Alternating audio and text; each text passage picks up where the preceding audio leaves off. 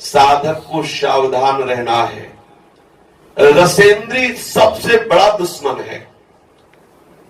खान पान सुख चाहत अपने, तिनको प्रेम छुअत ने सपने। हम लोग रसेंद्री पर विशेष ध्यान नहीं देते। लगता है क्या खूब सुंदर सुंदर पदार्थ खाओ और अपना खूब भजन करो, ऐसा मन सिखाने लगता है, पर असंभव। जो सुंदर सुंदर पदार्थ पाएगा वो सुंदर भजन कर ही नहीं सकता। जो रूखा सूखा पाएगा उसका सुंदर भजन होगा। ये एक नहीं, बहुत महापुरुषों के अनुभव है। रसना इंद्री और उपस्थेंद्री का परस्पर बड़ा घनिष्ठ संबंध है। जिसकी जिह्वा चटोरी होती है, ये वो नाना प्रकार के पदार्थ पान। भजनानंदी को पदार्थ अच्छे नहीं लगते, उसको तो केवल क्षुधा रूपी व्याधि की चिकित्सा करनी है, वो भी भिक्षान्न से। यदि गृहस्थ है तो सात्विक अन्न भगवद अर्पित करके अल्पाहार करते, केवल प्राण पोषण के लिए। यदि हम स्वाद के लिए अन्न खाएंगे तो चाहे जितना सात्विक हो, रजोगुण पैदा कर देगा। और रजोगुण का सीधा प्रभाव काम, और काम का सीधा प्रभाव बुद्धि को भ्रष्ट कर देना। बहुत सावधान। रसेंद्री का जनेंद्री से बहुत घनिष्ठ संबंध है। अगर रसेंद्री में डालना बंद कर दे तो जनेंद्री पर विजय प्राप्त कर लेंगे। और भगवत मार्ग में सबसे ज्यादा बाधक भाव काम है। अगर रसेंद्री को आपने छूट दे दी तो आप कामी पुरुष हो जाएंगे। और कामी पुरुष कभी भगवत आराधना नहीं कर सकता, क्योंकि उसे भगवत चर्चा अच्छी नहीं लगती। भगवत नाम का स्वाद उसकी जिह्वा नहीं ले पाती। भगवत शरणारविंद में अनुराग निष्काम बुद्धि करती है। जो सकामी कामी बुद्धि उसे प्रभु, अगर वो प्रभु की आराधना भी कर रहा है तो अपनी सकामता की पूर्ति के लिए कर रहा है। प्रभु से अनुराग या प्रभु की प्रसन्नता के लिए वो शास्त्र मर्यादा से युक्त होकर कर्तव्य कर्म नहीं कर पाएगा। साधक को अपनी जिह्वा पर सावधान होकर के दृष्टि रखनी चाहिए कि जिह्वा कभी स्वतंत्र ना होने पाए। सही बात पूछो तो सावधानी यही है। राधा नाम सुधार समझसी तुम जिह्वास तुम्हें विह्वला। इस रसेंद्री को बार बार राधा राधा राधा राधा राधा राधा राधा राधा राधा राधा ऐसा महारस प्रकट होगा, फिर और किसी विषय रस की आकांक्षा ही नहीं होगी। जब तक नाम का रस इस रसेंद्री को नहीं मिलता तब तक ये रसेंद्री हमें भोगों में फंसा ही देती है। तो आज से हम भोजन त्याग देते हैं, भोजन नहीं पाएंगे तो रसेंद्री ठीक हो जाएगी। बोले नहीं नहीं, ये ठीक बात नहीं।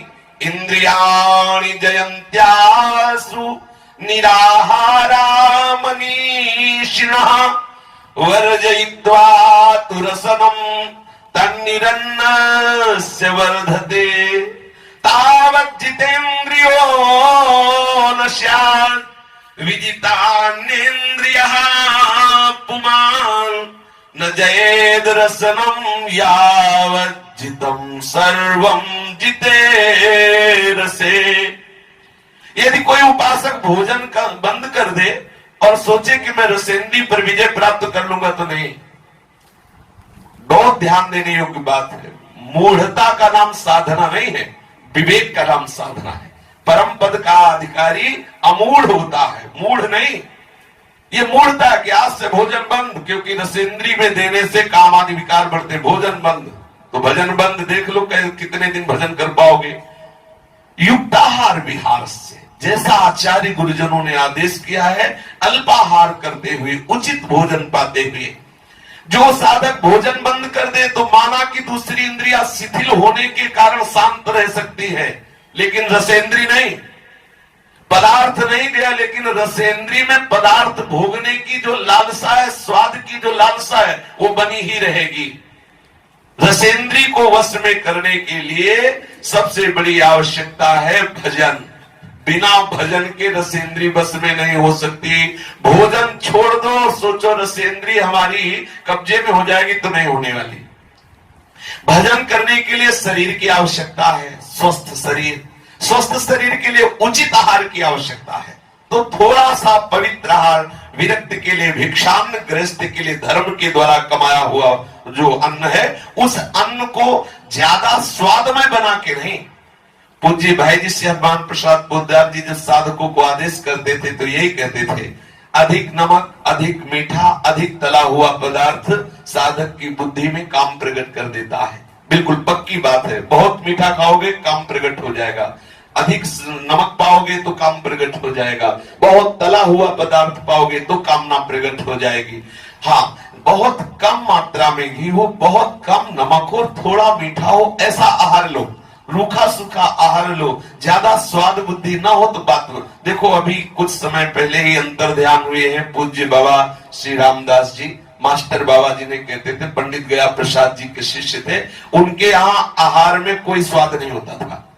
हमें लगता है कि नमक बिल्कुल नहीं डालते थे, मीठा का प्रवेश ही नहीं था, नमक बिल्कुल नहीं, मीठा का प्रवेश नहीं, तला हुआ कोई यहाँ है, रोटी है, दाल है, सब्जी उबाल के रख दी, इसीलिए साधक वही रुकता था जिसे भगवत प्राप्ति करनी, दूसरा वहां रुकता ही नहीं था, क्योंकि स्वाद ही नहीं भोजन।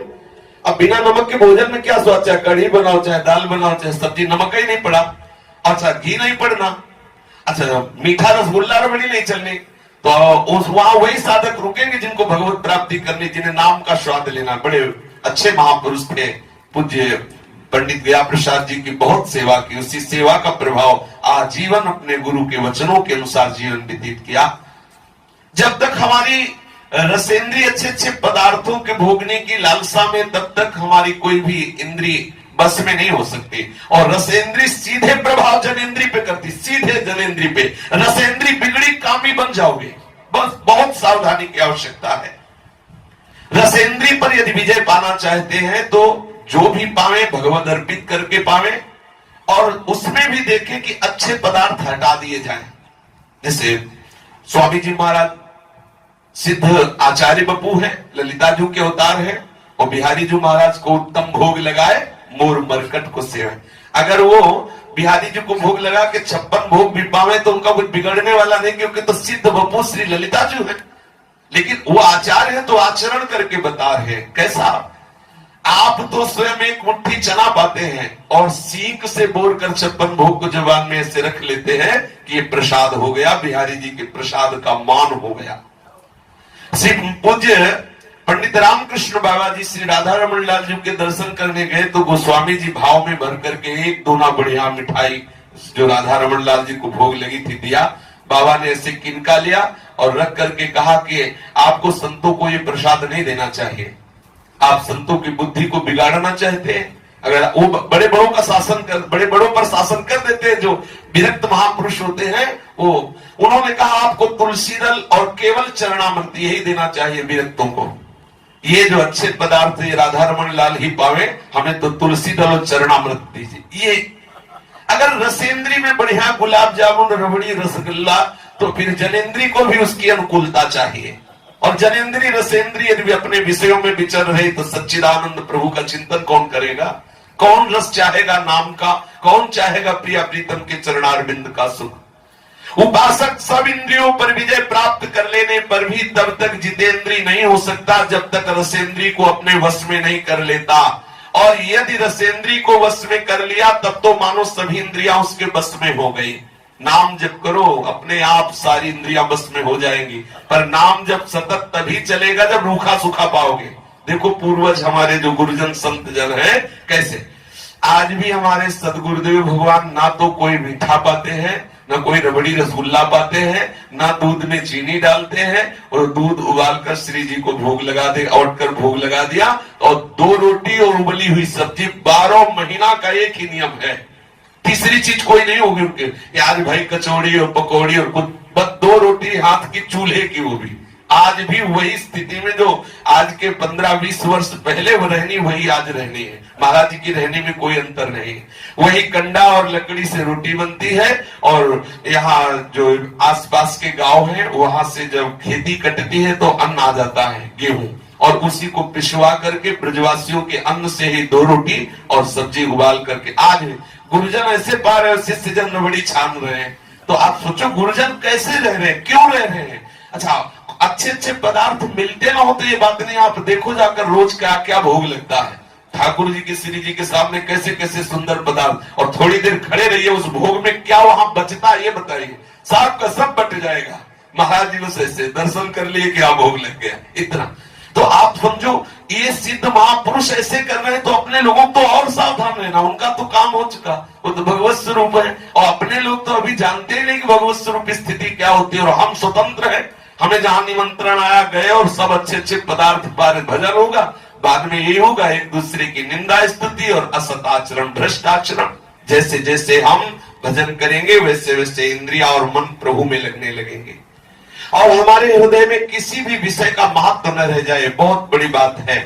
रुपया पैसा, खान पान, नाना प्रकार की भोग सामग्री, ये सब हमें रद्दी कागज की तरह दिखाई दे, ये सब हमें बमन की तरह दिखाई दे, ये सब हमें विष की तरह दिखाई दे, ये समय हमें विष्ठा की तरह दिखाई दे, ऐसा महापुरुषों ने अलग अलग वर्णन किया है। अगर हमें अच्छा दिखाई देता है तो उपासक कैसे, वास्तविक अगर सुख होता तो भगवान लिख देते कहीं न कहीं, दुखालय में कहां सुख है, सावधान हो जाइए, केवल भ्रम है, भ्रम से हमारा समय नष्ट हो रहा है।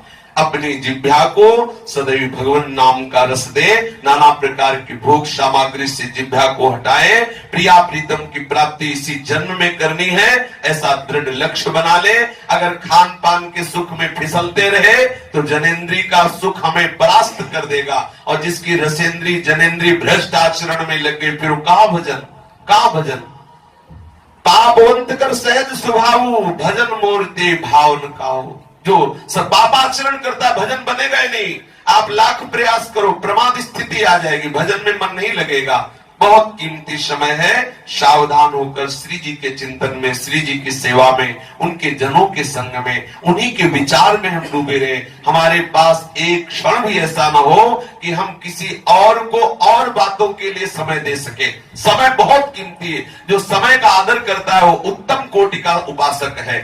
जो समय का आदर नहीं करता निश्चित एक न एक दिन ऐसा फंस जाएगा कि उसे भ्रष्ट होना पड़ेगा। सावधान रहे, सावधानी ही साधना है। शेष चर्चा आगे। श्री राधा वल्लभ लाल की जय।